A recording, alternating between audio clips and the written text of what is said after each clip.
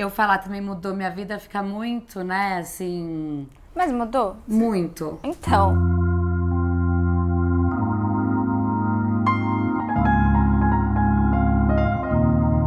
O que é a voz? Quem está começando a me acompanhar sabe que eu quero compartilhar todos os processos que eu estou vivendo nesse autoconhecimento, através da escuta, da fala e, consequentemente, do canto. Ju. Olá, Olá, meu amor. Convite. E conta um pouquinho, conta de você um pouquinho pra gente começar.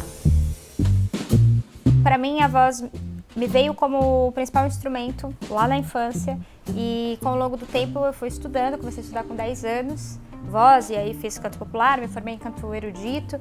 Depois comecei a dar aula muito cedo, aula de canto, né, com 17, 18 anos, e eu comecei a sentir uma necessidade de entender não só o que eu escutava da voz, mas como que a voz se produzia, né? A partir disso eu procurei fazer a faculdade de fonoaudiologia, né? Hoje eu sou especialista em voz, né? E ali eu fui descobrindo outras camadas da voz, né?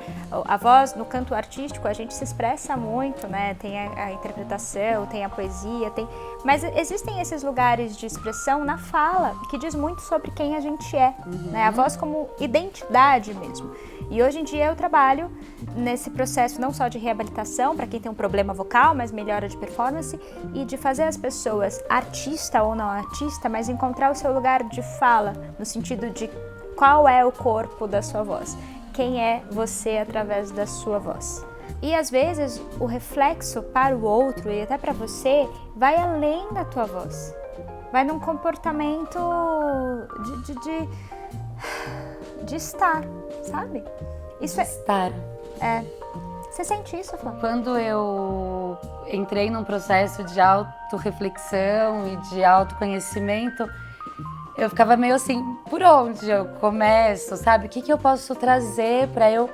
E aí a questão da voz, da fala, veio muito ao encontro com isso, porque assim, no meu caso, você me acompanha nas sessões e tudo, eu pensar na minha voz, ela me deixa mais calma, eu aprendo a respirar, eu aprendo a escutar, que na correria do dia a dia a gente acaba perdendo, né? Quando você se permite, quando você tem esse autocuidado, quando você começa a olhar para dentro, você acaba assim, digo no meu caso, né?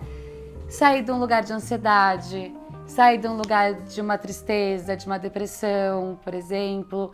Então, essa troca consigo mesmo, né? É muito transformador e libertador, assim. E não que isso não doa, porque passa por processos muito, que às vezes... Muito. Você fala assim, nossa... Quando a gente fala de voz, eu falo muito isso pra você, né? Não adianta só eu te passar uma técnica. Ai, Flávia, repete isso não sei quantas vezes que a tua voz vai melhorar. Ela vai melhorar momentaneamente, mas se a gente não olha e vê por que a sua voz chegou nesse lugar, qual que é o comportamento que está por trás disso, você não conserta, você vai tratando o sintoma e a causa continua ali. A voz, a gente aprende a falar, mas a gente não lembra exatamente como aprendeu, é um processo muito natural, se você não tem nenhum problema de desenvolvimento, né? Então você escuta o teu meio falando e você, nossa, isso aqui serve para falar, então você aprende as palavras e aí se comunica, se faz entender e está ok. Mas não necessariamente você entendeu onde como que funciona a tua voz. Mas quando você vai para o mundo trabalhar com a tua voz, e hoje, no mundo de hoje, né, a maioria das pessoas usam a linguagem através da voz, né? Aí você entende se aquela comunicação, se aquela voz te representa. E aí... tem muita gente que resolve calar. Isso é tão triste, né?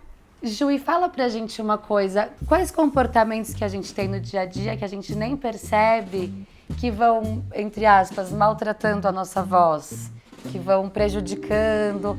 Dá uns conselhos pra gente, Ju, Eu acho que conta. a coisa que mais prejudica, né, é o não se ouvir, não se conhecer de fato. A partir do momento que você se escuta, se você percebe que você não respira direito, isso já é uma coisa que pode te prejudicar, porque você vai falando, vai tensionando, vai falando, isso tudo pode atrapalhar. Volume é um grande inimigo da voz, na maioria dos casos, porque às vezes as pessoas, elas falam alto, mas não se preparam para falar alto, né? E aí acabam forçando muito a voz. Você pode sim acabar abusando da tua voz, ou ficando apenas com cansaço, ou em casos um pouco mais extremos, tendo alguma lesão, algum problema que aí vai necessitar realmente de uma reabilitação vocal. Não sei se você se sente à vontade de falar sobre o teu processo.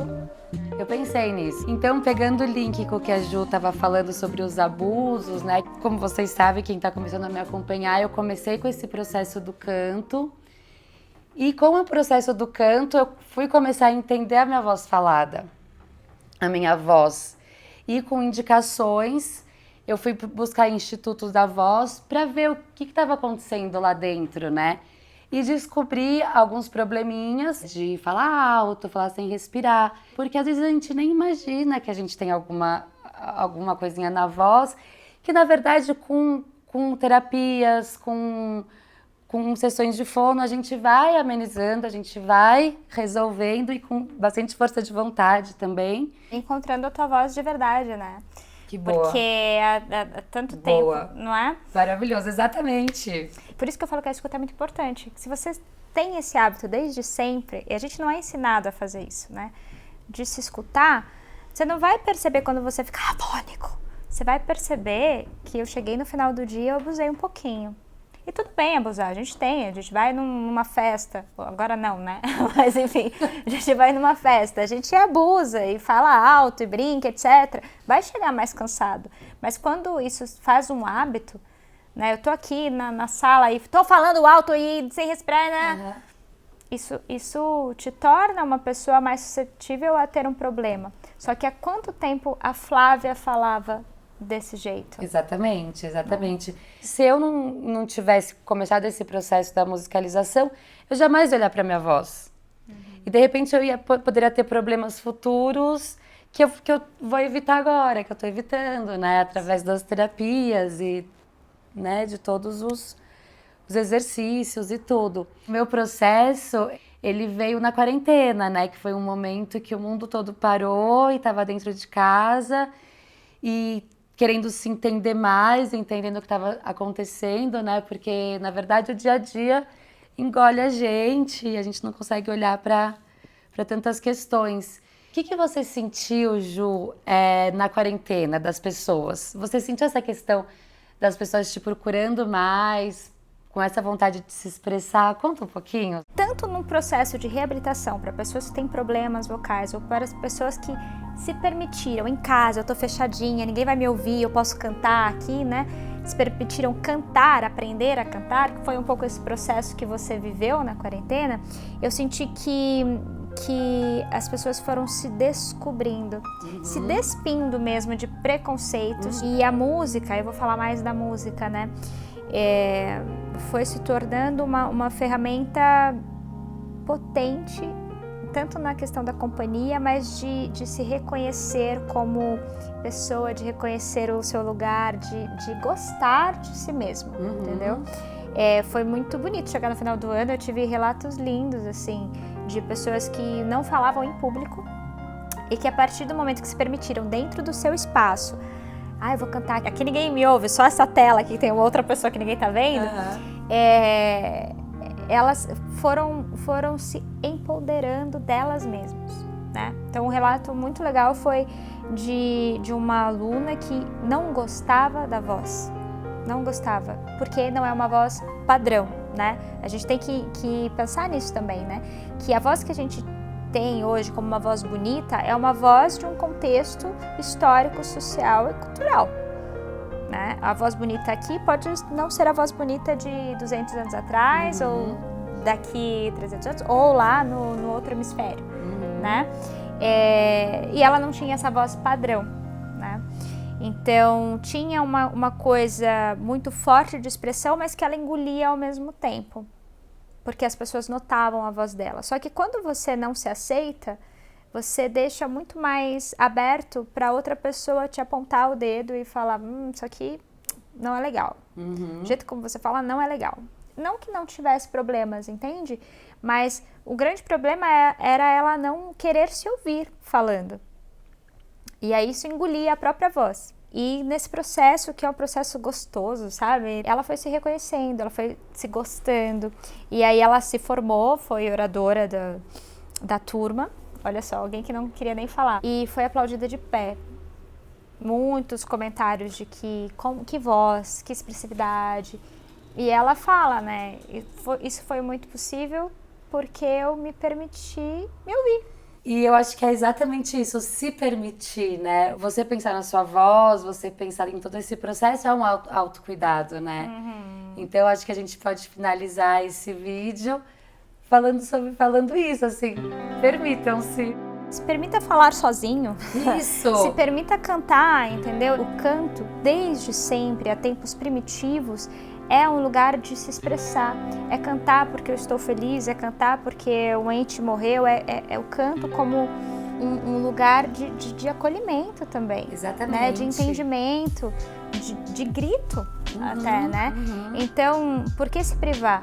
Então, com esse permita-se, a gente finaliza. Ju, eu quero te agradecer muito por você disponibilizar esse tempo pro canal, para mim, e conversar e trazer a sua sabedoria dentro desse mundo que é infinito, né? Obrigada. Eu que agradeço, obrigada, viu? Obrigada, amor. E agora eu convido vocês para assistirem um outro vídeo que a gente gravou com a Ju também, mostrando agora o lado compositora e cantora maravilhosa que eu sou fã.